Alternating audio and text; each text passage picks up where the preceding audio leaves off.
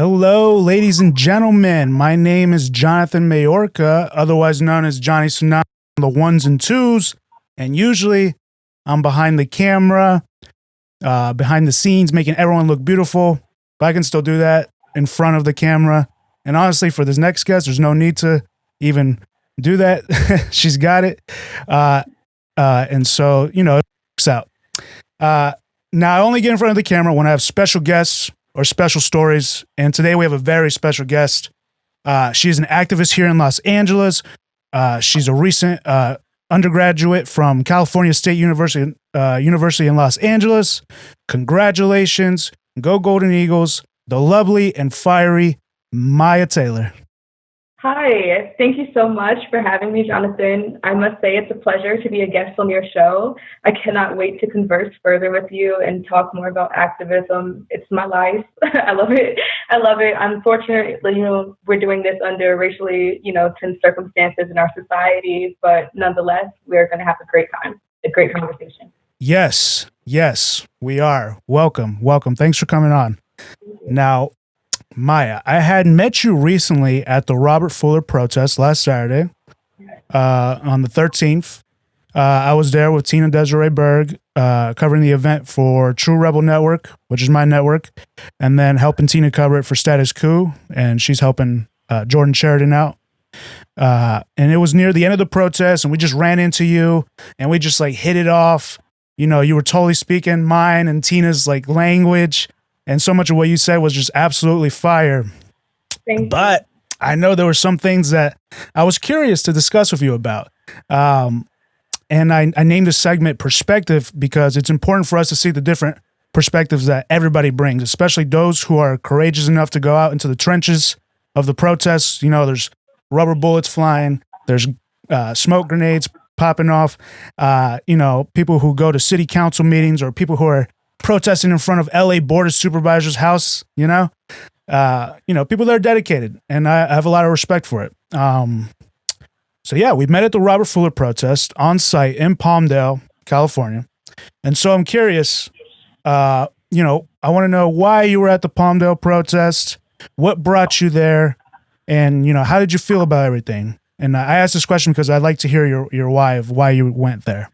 Yeah, no worries. Thank you so much for asking. I've actually been traveling all across Southern California, going to different protests in different locations. I've kind of been following my moral compass and going where I think I'm needed the most. And at that time, I thought Palmdale needed the most people to advocate for justice. So that's why you saw me there. Honestly, throughout all the protests I've been to and all the different locations, each one of them brings such a significantly different element to the table. I mentioned to a friend of mine that throughout all the different protests, I feel like I've seen every single stage of grief.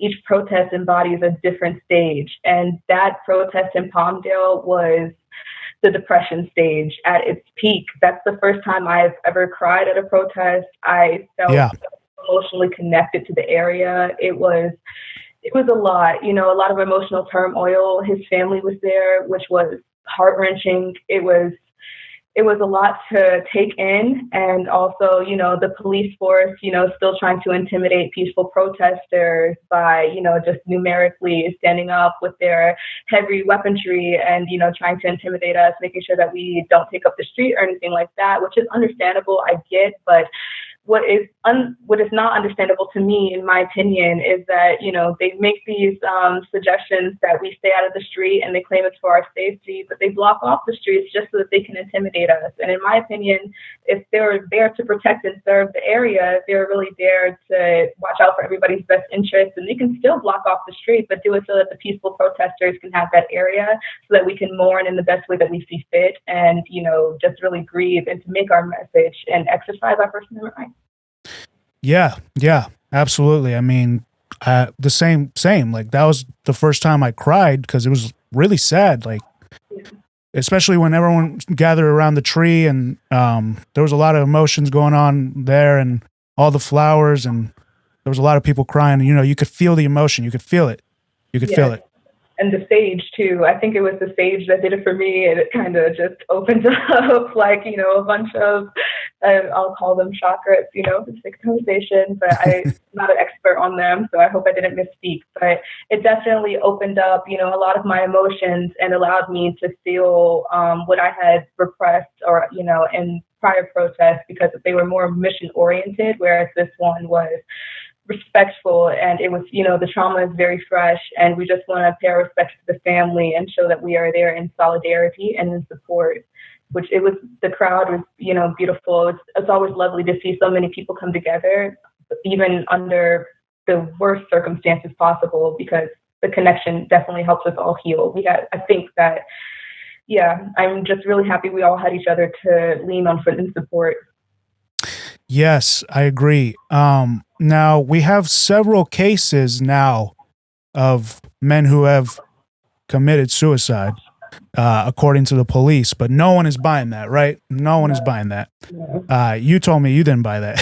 Not at all. Not at all. It's actually very offensive, in my opinion, because we've seen crimes like this, hate crimes, in the past before. And, when they are resurfacing, especially like I mentioned, we're in a very, racially tense time in our society. So at the peak of these times, to have a man hung from a tree, which is a lynching, and the officers, a lot of people are calling it a cover-up, because the officers took so long to release any information about his death. Yes. And then once the information of his death was finally released, people were like, that doesn't sound like a suicide to me. That sounds like a lynching. I'm not sure if the city of Palmdale has had any suicides like in that manner before, but if so, then I'd be really puzzled if they have. I really do think that his death was the result of this social climate that we're in. Right. And so, I kind of want to paraphrase what a protester who was giving a speech in front of Palmdale City Hall said. And they were like, no black man is going to hang himself in the same manner that black men have been lynched for in the past history. It's terrible. It's ridiculous. How do you expect us to buy that? And then, since me and Tina have been back, I went today in the morning and then yesterday also with Tina, and we've been talking to the shop owners, the business owners around town, around that area. And one shop in particular is a photography shop, and they have a camera that points right at the street. It doesn't point at the park, but it points right at the street. And you can see, if cars have passed by at that time at 3 a.m., right, or maybe from 12 to 3, there can be some investigation done there. And the shop owner tells me that they haven't, the sheriffs haven't even come to them until today. The detectives are going today. So it's just taking a long, why is it taking so long? Like, if they really cared, it would be the next day that it happened, right? Yeah, no, it's because they don't care. Like I was saying, to some protesters at Palmdale, the day that I saw you there and met you there.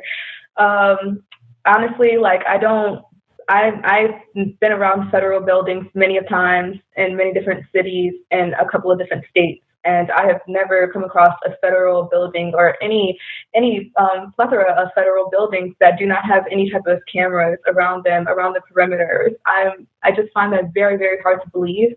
And also, there are more ways to solve a crime. There are street cameras around that they have access to. Like, they can definitely, I'm sure, create a perimeter and check cameras within that area. Like you were saying, check the stores and the shops. It makes no sense, in my opinion, that reporters are doing a better job of investigating what happened to Robert Fuller than the Palmdale Police Department.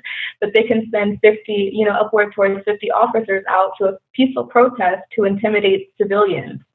It doesn't make sense to me. It really doesn't. I am baffled. I am deeply, deeply offended. And like you referenced, that lovely woman who made that speech outside, and speaking to the crowd, I have never known any Black person to commit suicide in that manner. And also, the Black community has been dealing with trauma for hundreds of years. Our parents raise us differently so that we can deal with the trauma that this world has to offer us.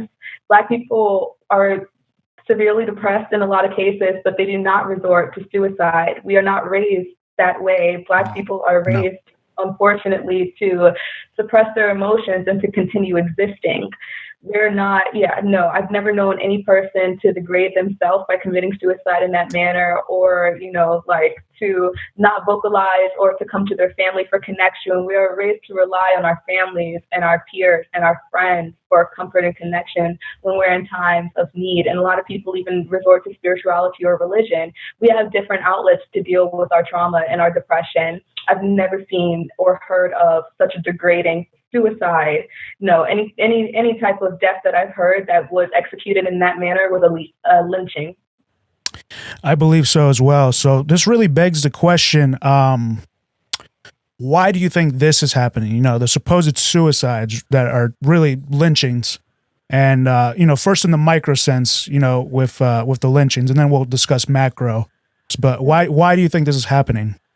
I definitely think it's in retaliation to all of the protests that are going on. I think that solidarity amongst these different communities is intimidating a lot of radical white supremacists. I think that if you've been, bouncing around to protests like I have, then you see demographically speaking at each protest, there's every single race and ethnicity present there. There are signs in different languages. There are people speaking different languages. It is like there are people from all backgrounds coming together under one umbrella, which is trying to promote social equity and fight to end racial inequality. And it is humbling, and it is a beautiful experience. People around the world are speaking out, and I think that makes white supremacists extremely uncomfortable. I think it intimidates them, and I think that they are trying to intimidate us right back by using their white privilege to commit vicious crimes such as this, and relying on the fact that they know that the police are not going to investigate it. It's bureaucratic. It is, that's how white supremacy works.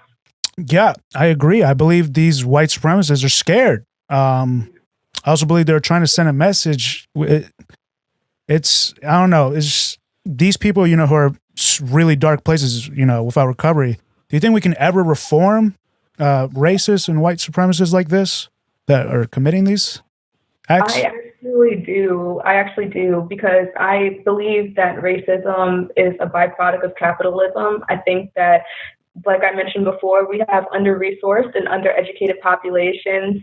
No matter what, how you racially identify, that's across the nation and that's a global thing. There are always going to be under-resourced and undereducated pockets in society, because that is the way the currency is set up in the world banking system. But yes, I think that a lot of times when you see people lashing out, whether it be projecting hate towards a different demographic or retaliating to all the hate that's projected onto you, all that has to do with the fact that people are not, they are not getting the education that they need, because racism is taught, but just like, anything, like that speaks volumes in itself. Knowledge is very, very, very powerful. So I believe that with the proper, education, a lot of people's minds and opinions, will evolve on their own and continue to grow towards wanting a more equitable future for us all, because that's really what they want. People are misdirecting and projecting their frustrations onto the wrong people. It is not us versus each other. If they are mad that they are under-resourced in their communities, then they're mad at the wrong people. It's the real problem here. They're taking their anger out on the wrong people, and that is on both ends of the spectrum, because it is the 99% versus the 1%. Those are the people that are truly depriving us of all of our resources. That's why we have these undereducated and under-resourced pockets. And I mean, not even just impoverished communities. I'm speaking on a general basis. The wealth gap between even the upper class and the elitist class is still larger than most of us can even mentally fathom. It is downright disrespectful. So, that is the real issue here. We're looking to the wrong people to take our anger out on, and we're also looking to the wrong people for answers, in my opinion. Who do you think we should be looking for answers from? I think we need to start pointing the finger at the rich elitist class because they're the ones who have the true power to change all of our situations. There's no reason in the world why we should have all of the resources for the entire global population to be doing mighty well. And yet there's a humanitarian crisis in Yemen right now. Children are starving. We have humanitarian crises going like all across the globe. Like there's no reason that there should even be, the first world and second and third world countries. No, we have enough resources to make sure that everybody has what they need to thrive, not to survive, but to thrive. And there's no reason in the world, in my opinion, that we should not be distributing those on an equitable basis, giving everybody what they need to get to where they want to go. Because as a human race, we will just go so much further. We will advance further when you give resources to people who you counted out for the small, for insignificant matters, like where they're from or what they look like. Right, exactly. And, no one really ever says it, but the United States is an empire. We've been imperialistic in so many countries. So we've been causing harm, and they've been investing half of the military budget on or half of our federal budget on the military. So it's like, why not invest those trillions into a peace department, into something that's like with more resources and things like that, Because we're bullies. The United States is a bully. They like being powerful, and they believe that the only way to be powerful is to make others unpowerful and to make them feel powerless and to make them feel stuck in that reality. But that is not true. A lot of the systems that bind us are social constructs. They are not real. Money is not real. We, as humans, did not come into this universe with it. It is a concept that we made to help our society structure better. We can create a new and better one. It's not working for us. I agree. Yes. So let's speak in the macro sense. Why do you think these protests are happening? I feel like people are waking up. What do you think factors into this historic moment in history that we're living through? And you kind of alluded to it already. It's kind of like economics, the capitalism. So your thoughts on that? Yes. Like you said, I believe there is a plethora of reasons why we're experiencing this right now. I think the most horrific thing being, everybody attributes these protests to George Floyd, and all respect to him, of course, because his life should not have been lost at all. But George Floyd was just what set everybody off. This has been stirring up for a very, very long time. For anybody who's Black your entire life, this has been, stirring up. And all you needed was your peers to say, let's make a change. We're all in this together, for people to stand in protest and to stand in protest for weeks straight. Like, these protests are still going. Tomorrow's Juneteenth, and there's going to be so many. They're out LA alone, and they're going to continue going. People are fed up right now. We're grieving. Like I said before, I've been seeing the 7 stages of grief throughout every single protest. Each one has its own, each one has its own embodiment of a different stage, depending on what the people in that area need at that time, I believe. And I just feel like it's a mixture of grief, frustration, anger, and wanting better, and knowing that we can be better, that we should be better. I agree. So I was going to ask you, I'm curious, let me find this Fred Hampton clip real quick, because right now it is behind a screen here.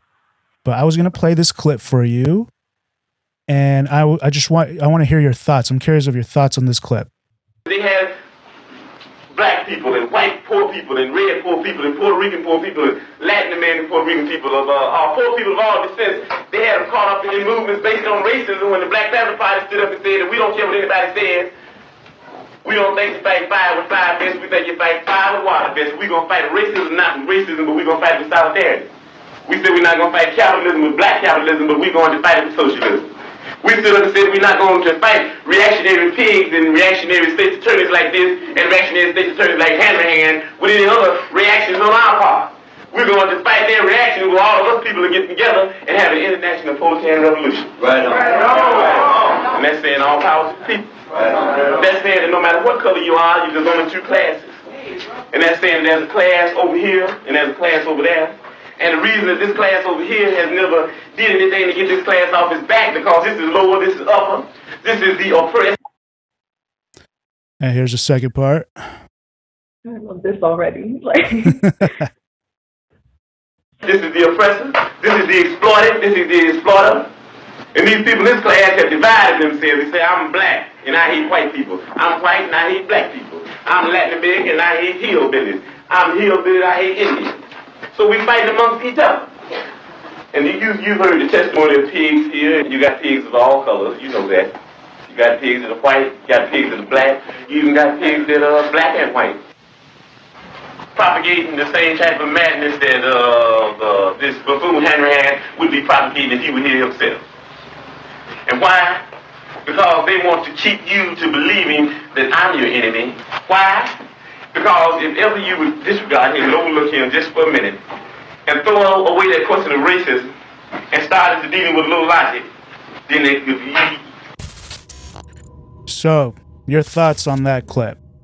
I agree 1000%. Thank you so much for playing that clip. It's actually very reassuring. I could not agree more. Like, I believe, honestly, a lot of, even going back to your previous question with why are these, senseless, violent acts happening now, these suicides, and everything like that. Like, this is exactly why. Like, he says it perfectly, that the more that we come together and the more, numerically speaking, in solidarity, it threatens everything that establishment offers people. It makes us ask critical questions. It makes the divides amongst us as a society start to disappear. And once we really see that there is nothing separating you, me, anybody else, even people who look at me and just off of that would determine that they don't like me and that they hate me, there's nothing that is separating us besides the elitist class fueling racism and making people, they want us to be at each other's necks. They want me to say that I don't like, white supremacists, and they want to separate us so bad, because the more that they do that, the less that we come together and start to critically think and point the finger at the ones who are really at the root of the issues that all of us are facing. We're facing the same issues, all of us, no matter what we look like. We are all frustrated. We all want better for ourselves. We all want better for our families, our loved ones. That's at the root of all of this. We all have 5 pillars of mortality. Morally speaking, we have 5 pillars. And whether, you're a liberal, conservative, doesn't matter, same 5 pillars, just like the prioritization of the pillars might vary. But at the end of the day, we are moral beings. Humans are decent people. And that's why a lot of times it's very hard for people to see their own faults, because they're very well intentioned, just poorly executed. But with proper education, like I go back before, like all of this can be undone. People can become morally aligned with who they're truly meant to be, which is empathetic human beings, if we educate them more and we pour more resources into the communities that need them and take them away from the, I don't even know what to call them at this point, this pays for hire, like police force, which is just protecting the systems that were put in place to divide us in the first place. Like capitalism, like I said, capitalism protects racism, it fuels racism. Racism is a byproduct of capitalism. Everything. The true language of America is not English, it is money. Everything operates on a monetary scale, and it is, yes, that is the root of all of our problems. The elitist class will do anything, and I mean absolutely anything, as we can see it, down to making us hate each other, to protect the power that they have in society. They do not want to give that up. They don't see any reason for them to do it, even though all of us do. Like, we're all feeling the pain of what they cause us, what they are doing to us, how they're depriving us of human dignity, human rights, the right to live well, the right not to have to worry about ourselves and our loved ones and how we're going to get the resources that we need to become successful, and not even just successful, for a lot of people to just survive. Just to survive. Yeah, just to survive. Over 55% of the global population has less than $10,000 right now. I'm sure they can't. That is lunch for members of the elitist class. It's unreasonable. It's inhumane. It's wrong. It's downright wrong.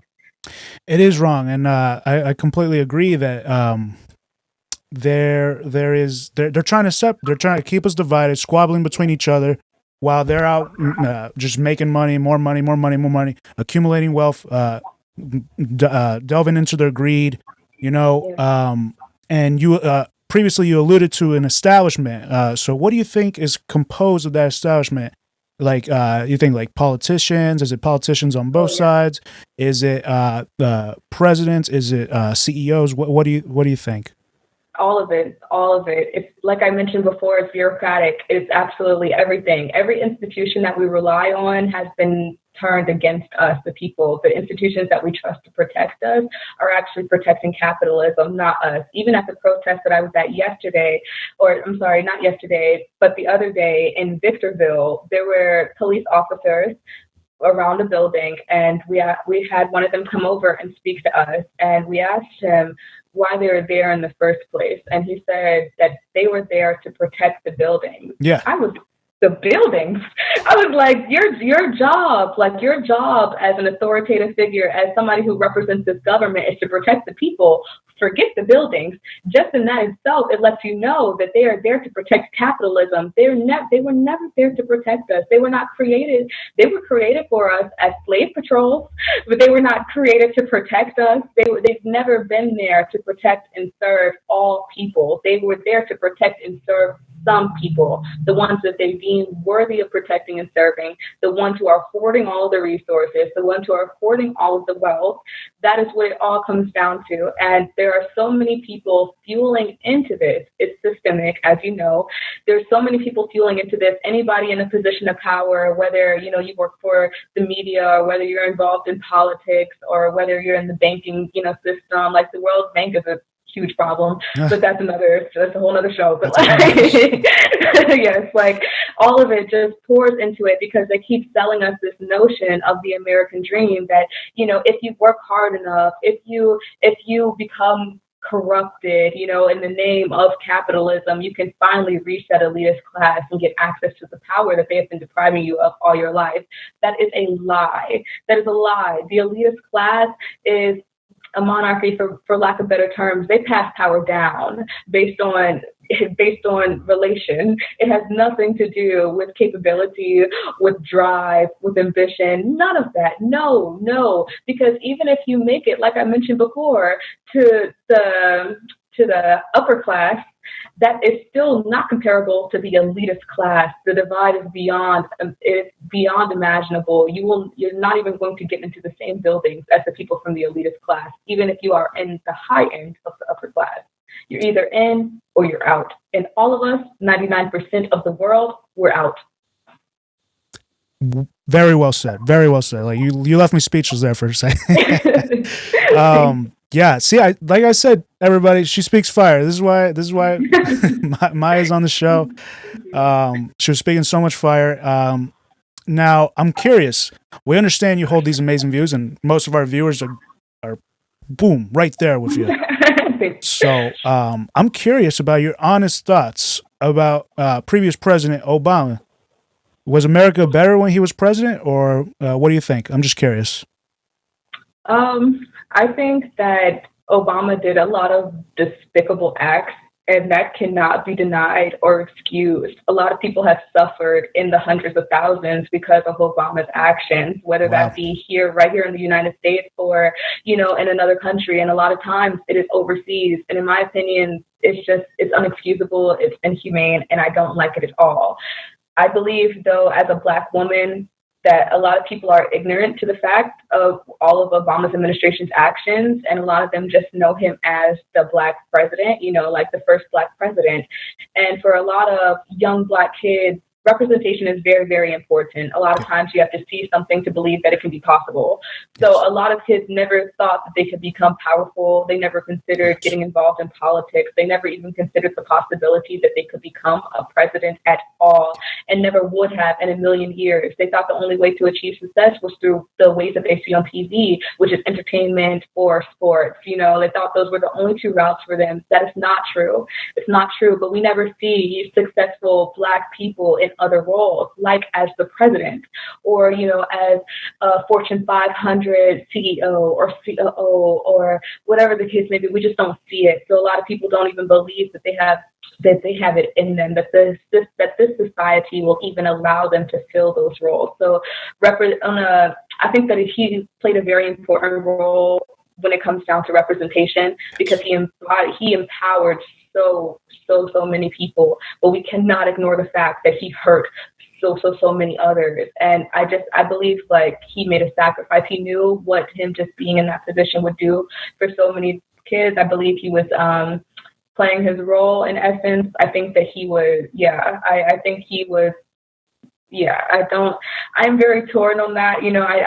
I don't excuse any of his actions, but I see the results of what his representation in office had on young Black people. And I cannot act like I don't. I hear people saying that they want to be president one day, and it warms my heart, because I didn't grow up hearing the Black kids around me saying that they think that they can be president. And now I do. And I can't ignore that. It's empowering. People have to see that. This perspective is exactly what so personally, I think he kept people asleep, especially a lot of the latte, like neoliberal type people. Flint, Michigan was during his presidency. He took a sip of water and then left. They still have lead in their water. People are still dying. Black Lives Matter movement started under his presidency. He used the Espionage Act to prosecute more whistleblowers. He got the Nobel Peace Prize, yet he dropped 171 bombs in 2016, according to new figures that the U.S. dropped nearly 3 bombs every hour, 24 hours a day during that 2016 year. And so, I'm so happy that you understand it. But, the people that don't understand that, I don't fault them for that, because everyone is most of our Black American brothers and sisters. They're working class, and they're consumed. So it's to find the correct information is difficult, and especially in these last few years, it's been the mainstream media news has been just you can't follow it. That's intentional. Yeah, and it's intentionally a thing. So the cancel culture sucks. So what my point of doing this is that I wanted to hear your perspective, your point of view, and you know what you're talking about. Thank you. And I wish, and we need to get you speaking at these events, because a lot of people don't know that, and they still love him. I mean, and I completely understand that perspective. I completely understand that, and there's something I can't ever feel. That's something I've never felt, and especially our white brothers and sisters, they haven't felt that either, Yeah, honestly, but I think it's what's even more important than representation is critical thinking, because you can honestly empower yourself through means of critical thinking. So although it is really important that a lot of people were able to become empowered by him, who would never have the opportunity or the resources to fulfill that, those levels of empowerment otherwise. I'm not a personal fan of blind loyalty. I think that we should be holding people accountable no matter who they are. Yeah, morals over manners is my motto. I believe in holding people accountable, even Barack Obama, even though he has my respect. And I do admire a lot that he did for Black people. But again, I'm speaking from the experience of a Black woman here. And a lot of these people that I'm referencing are my close friends, my family, you know, or my young cousins. And it means a lot to me. It touches my heart. It's a very sensitive subject for me. So I can't overlook that. I can't. But I can understand the people who do. Yeah, and there's, so you spoke on it, that perspective that a lot of people don't see, which is, yes, like a member of my oppressed society and culture made it to where racists said someone couldn't ever make it, Yeah. So I totally see that, and I'm totally, that's such a great perspective. So on to the next one. So we spoke about Obama. Now, who do you think is best poised to bring reforms that we were speaking about? More power to the people, more resources to the people in the office of the presidency. If it could be anybody living. Oh, anybody? Yes. I'd like to see Michelle Obama give it a go, honestly. I really would. I personally, I want to see a Black woman in office, or I would like to see a Black trans woman in office. I'd like to see a member of the most marginalized group in society have the most powerful position in society, and then see how the world will change from that point on forward. That's what I want. How about with the choices that we have now? Well, with the choices that we have now, I think that, I believe Donald Trump's an unacceptable choice, period. So I don't think that as a country we should move forward with him as our leader. I don't think that he should. Yeah, I don't want to see another 4 years of Donald Trump. Look at what's happening right now. The whole nation. He has sparked protests throughout the entire world. So I think that speaks volumes. I don't think that he's the right person to lead us through these movements. I think the movements are in part to the fact that he's our president. He does not care about Black people. He does not care about anybody but other. He doesn't care about women. He only cares about white men, the group that he is a part of. Anything outside of that realm, Donald Trump he's not for you. He is for white men in America. And particularly, like, he represents that white elitist class. He is for his peers, and he is for the white men who want to become his peers. I don't think that that's acceptable. At least with Biden, we see him making efforts, even if not the greatest, and I'm not going to say that he makes the greatest efforts, but regardless, that's more than Trump, which in my opinion is sad that we just have to say, well, who's trying? Like we deserve better from a president than to have to narrow it down to who's trying, come on now. But anyways, I say that to say that he does make an effort to reach out to marginalized communities, and he does have different people in positions of authority within his own campaign who give him advice and perspectives from different marginalized community members. And he really does listen to a lot of the feedback that comes from his respected peers. I know because my council member works closely with Joe Biden, and he's a Black man, and Biden definitely listens to him. He takes into deep consideration all of the proposals that my mentor brings forward, which is nice to hear. But yeah, I in my own personal opinion, I, of course, speaking from the experience and perspective of a Black woman here, I would still like to see some essence of diversity going into the Oval Office. I know we're not going to get that with Trump at all, and I think that our best chance of that is with Biden. See, now that's a great argument. Personally, I think that Joe Biden, he's kind of part of the establishment. So even if like he kind of has people and brings more diversity to the office of presidency, I feel like people are going to go back to sleep, and then but it's such a tough choice, and they gave us this choice again on purpose. The lesser of two evils again. Yes, and we shouldn't have to feel like that when it comes to picking who our national leader is about to be. We should not have to feel like we're choosing the lesser of two evils. That's so not representative of who we are as a society, it's who we are as a nation. Like our morals in this country, for the vast majority of this country, do not align with us having to pick a leader who is the lesser of two evils. That is capitalism at play. They don't listen to the people. They do not represent the people.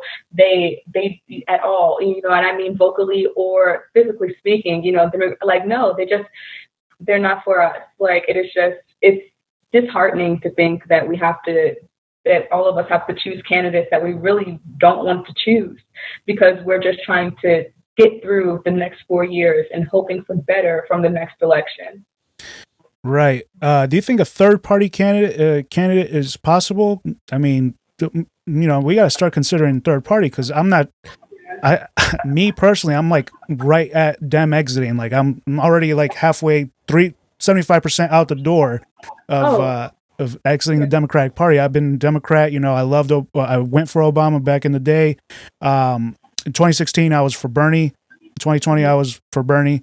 And I think they stole the election from him. It should be Bernie Sanders, not Joe Biden. Hey, our opinions are one. Like, I believe the same thing. Unfortunately, when it comes to choosing a third party candidate, the system is set up against anybody who wants to be in that position. Just because, you know, we have 6 media companies that own all the media that we see, the news, etc., and all of these are owned by all 5 old white men and 1 old Asian man. And even then, you know, like, you know, systemically speaking, we all know that the Asian demographic is now, they make more than white men at this point. So like still, you know, it's still these old, rich, powerful men who are controlling all the media that we see. And they're going to back a candidate, of course, and give media attention to a candidate who aligns with their own values and their own agenda. They're not going to, they're going to do everything in their power, which we see a lot of time from the coded language and the propaganda we get in the news and through media, that they have an agenda of their own. And it's not to give everybody a fair chance. So what are your thoughts on the Democratic Party? Because I'm curious, like, do you think it's corporatist, or do you think we can reform it? What do you think? I think if we do try to take the route of reforming the Democratic Party, that's going to be a very long journey for us. I think that we need new framework in this country. We would not be the first country to adopt new framework. We're actually one of the only countries who has not adopted new framework, especially after the people keep rising up in disagreement with the way that our country is run and the way that the power is actually not in the hands of the people. People are frustrated. We want to change. I think a lot of leaders need to get back to the drawing board and see how we can take this country forward in a new direction. And I think we need to decorrupt politics. And for us to decorrupt politics, we've got to start taking some people's power away and redistributing that to people who are better aligned with the wants and the needs of the communities that are actually represented here in this beautiful nation. Yeah, so like focus more on local elections then? Yes, exactly. Or even, I think people should be doing that anyway, because a lot of times our local elected officials have more power and more say-so in what goes on in our actual community than anybody on the federal level. So people definitely need to be tapping into their local politics as is, because if we start getting more involved locally, then things will start to change on a federal basis. You see what I'm saying? Like they're the ones who have the power to make things change federally. They can hit up their counterparts. You know, even in what I've been doing recently is trying to reach out to state senators, state legislators, and get them to arouse support for adding a 28th Amendment to our Constitution. Because we don't have anything in our Constitution that talks about human rights or human dignity. And I believe that we should. You can't even recognize civil rights, let alone protect them, if you do not recognize human rights and human dignity first. We need to take a step back before we can take a step forward. And I think that by adding them to our Constitution, a lot of the problems that we see here and that we see these protests happening over will not, they're violations of human rights. They're violations of human dignity. And with a clause in our Constitution as a framework to protect that, our citizens will be a lot safer. And even people who are not, citizens, that's again, my personal opinion, but protecting human rights protects everybody, regardless of where you're from, regardless, and that can be, geographically speaking, socioeconomically speaking, regardless of what you look like, and anything like those things no longer matter if you move forward protecting human dignity and human rights. Yes. So like on this show, we've been showing how, trying to reform the Democratic Party has really failed. Every supposed progressive has been silent on endorsing other progressives. And recently the one superstar progressive AOC, who I used to support, has now endorsed Jerry Nadler. I don't know if you know who Jerry Nadler is. He wrote the new version of the Patriot Act, and then the Patriot Act is like an infringement on our rights or our privacy. Yeah. And Nancy Pelosi has voted to increase the military budget every time during Trump's presidency.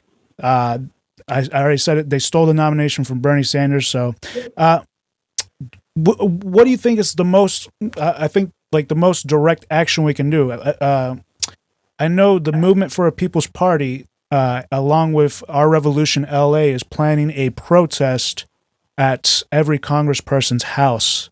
And if we look back in history, the civil rights movement, it was just protest after protest after protest, and then finally they got what they needed to get done. What do you think? Do you think that's the best route, or do you think there's another route?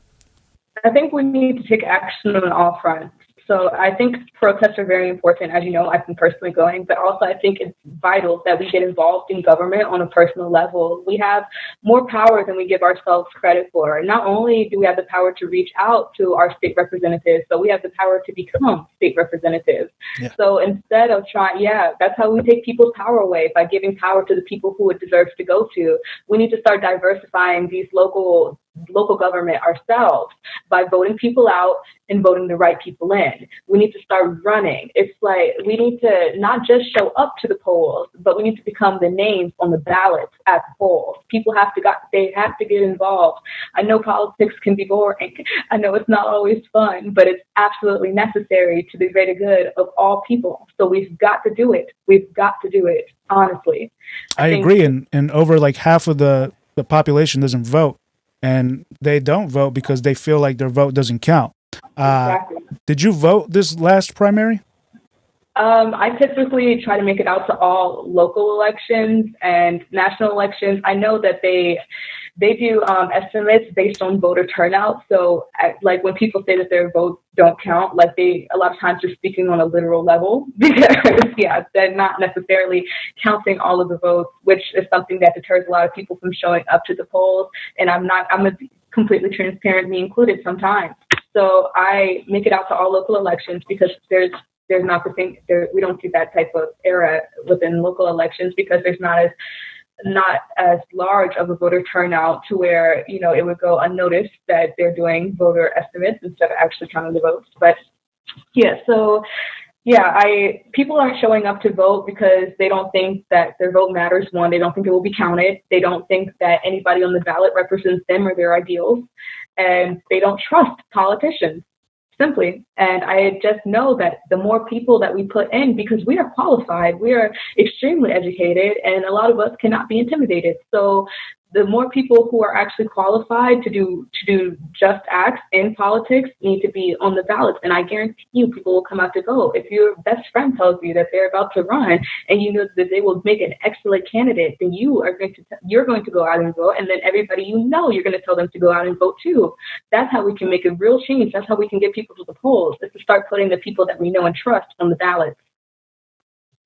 So later on today, actually soon, I'm interviewing Raji Rab, a congressional candidate who monitored the counting of the ballots and believes to have caught the LARRCC, which is the Los Angeles Registrar Recorder, committing election fraud. I'm curious, did you experience like long lines or any provisional ballots, broken ballot marking devices? Do you remember where you voted? If you did vote, I'm not sure if you said you did vote or not. Sure, yeah. Honestly, it depends on the local election. They actually happen at different times. But if you talk to anybody who volunteers at the voting polls, at the voting booths, and I recommend doing this during a national election, then they will tell you straight up that they will be looking at a box full of tens of thousands, even hundreds of thousands of ballots, and be hearing the election results being called out on the radio. So if that doesn't raise questions in itself, then I do not know what will. Like, yeah. So start, poking around the people who, work in the actual voting polls, whether it's on a volunteer basis or whether they're getting paid by the city to be there, and ask them the questions that they don't want to have to answer. A lot of them don't even know how to answer the questions. They just see things happening and then try to make it mental excuses up for the actions. But no, let's go back to this critical thinking point that we keep coming across. Like, let's start critically thinking about all of these things, and then moving forward, we need to take a step back and start looking over all of these mechanisms, all the mechanisms of this system, which is oppressing us all.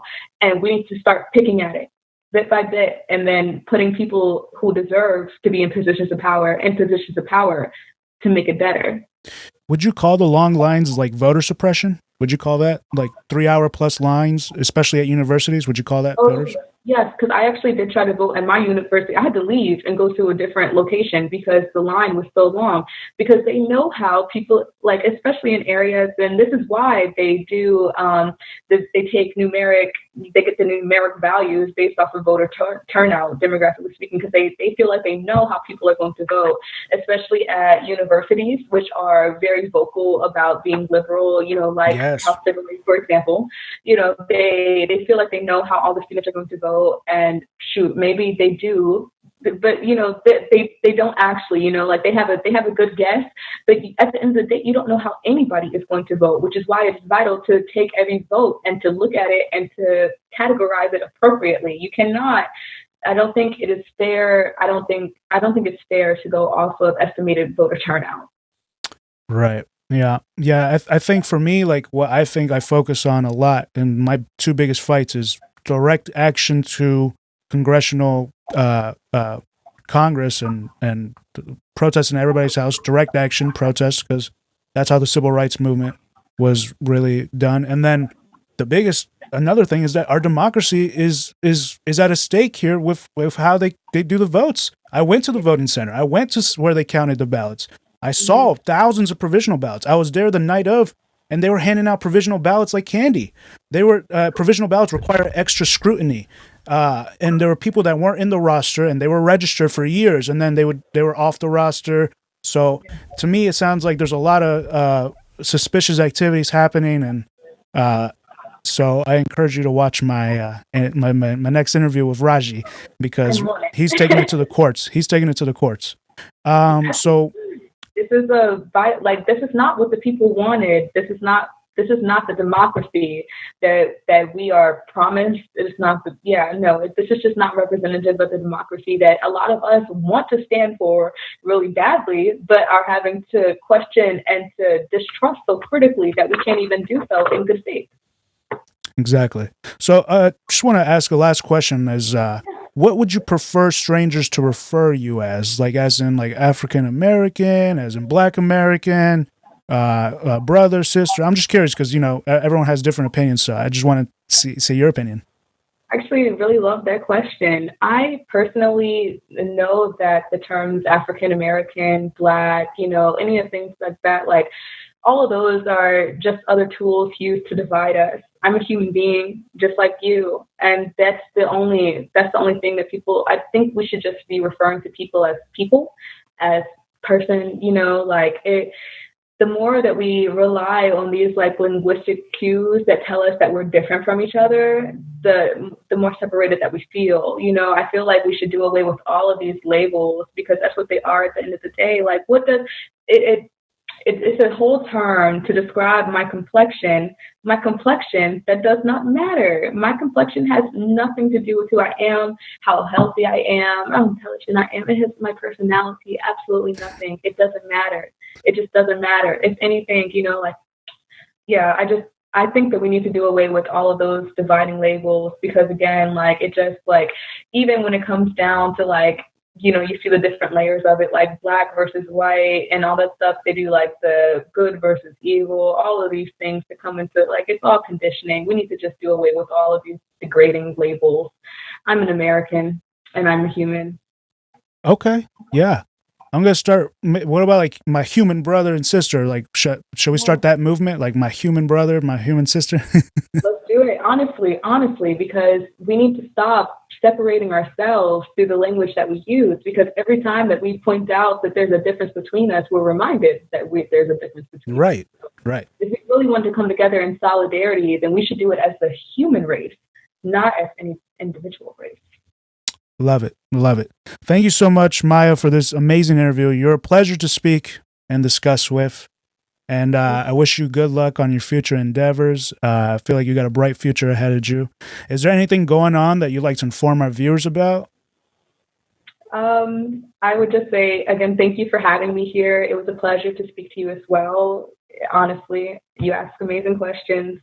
I do have, if people are fed up with media that has coded language and propaganda, then feel free to tune into my site and my media outlet. Like I do show reviews and stories. So feel free to tune in. And that one's called the Mya's Touch?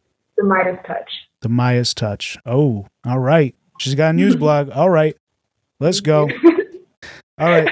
Well, ladies and gentlemen, you heard it here. A new perspective, a new view from a young mind. The tide is turning. More and more people are waking up. We're going to continue bringing you on-the-ground footage, amazing interviews, commentary, creative ideas, the best journalism that we can do, and so much more. You can support us by signing up on Rockfin, which is a crypto-based platform, and or Patreon. Super chats help too. I actually missed a super chat. Let me see this one. Bethlehem, he says, Nina Turner, hello, somebody. If you want to see women of color in that position, Michelle Obama, hell no. By the way, I'm a black woman. You lost me there. Well, what your thoughts on that real quick?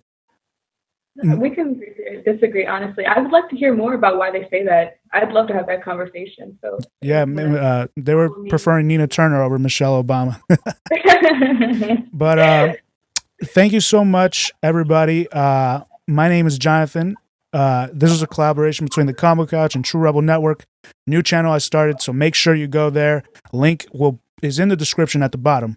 And thank you so much for joining us. And I'll be around in about 20, 30 minutes with Raji Rob discussing his ongoing case in the Superior Courts of California. So don't miss that. Thanks again. Combo out.